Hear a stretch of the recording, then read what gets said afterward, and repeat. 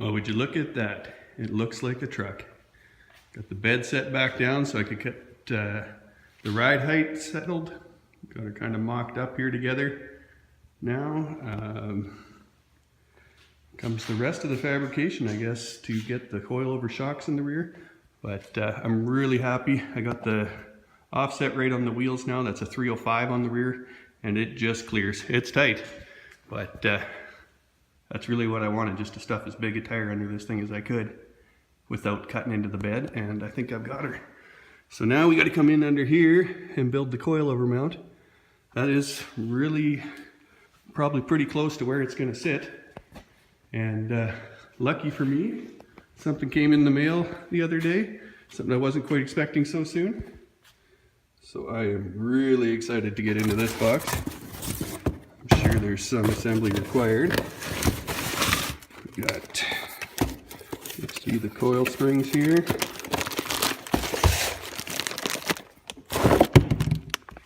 Yep. Got our coilover shocks from Viking.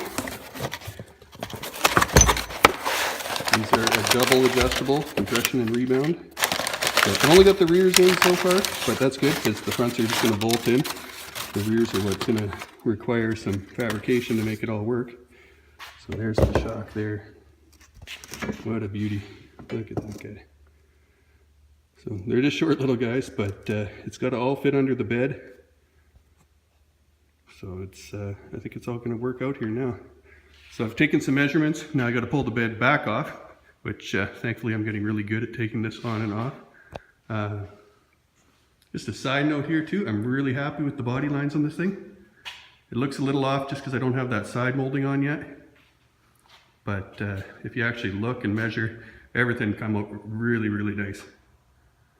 So let's get the bed off of this thing and figure out how the heck we're going to do these shocks and keep moving forward.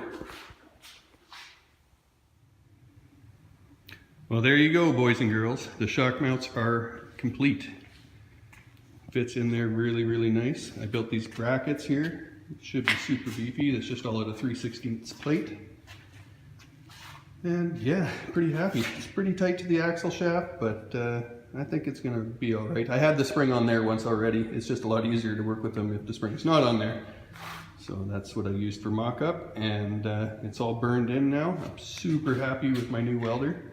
I got rid of my little Lincoln 110, and I bought this guy. It's a Hobart 210, and it is a multi-voltage, so I can plug it in either regular household electric or to 220 or 230, whatever it is.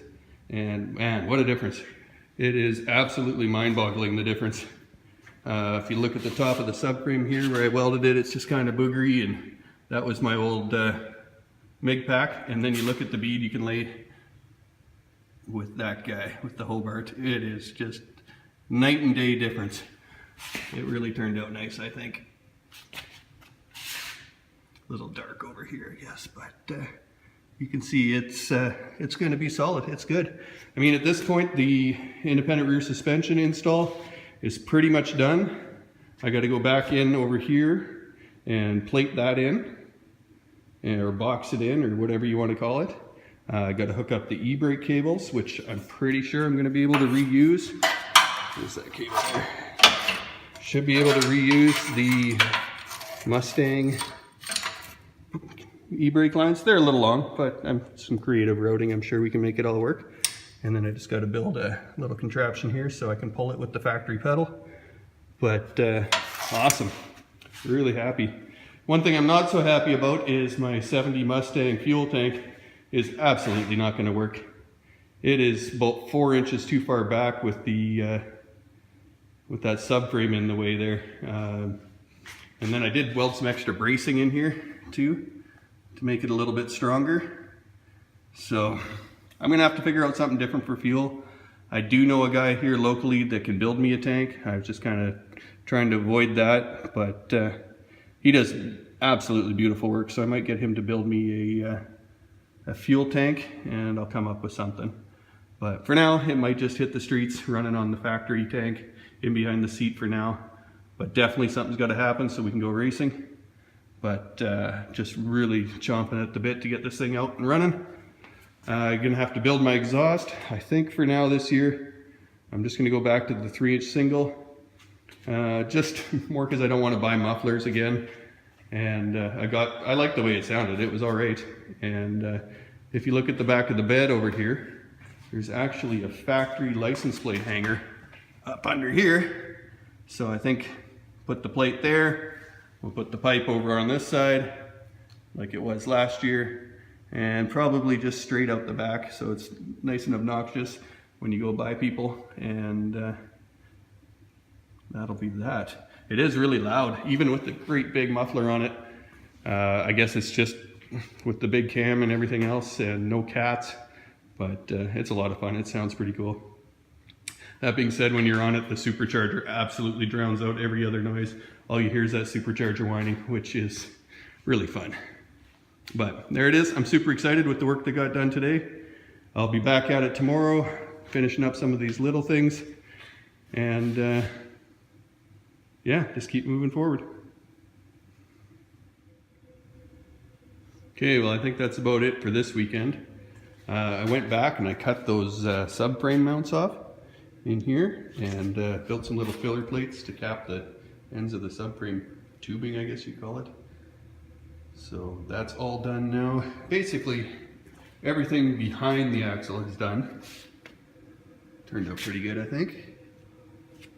Now I just still have to go back and do the fill up front and tie it in there, build a few little filler plates, and then box the frame in, and this suspension install is done.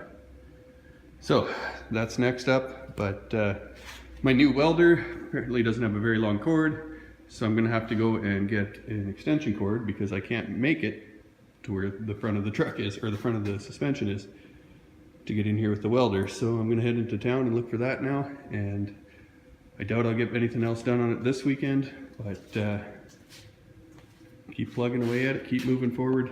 Thanks for watching. If you like what you see, please like my videos and subscribe. And if you have anything to say, anything I should know, anything you like or don't like, please feel free to comment below.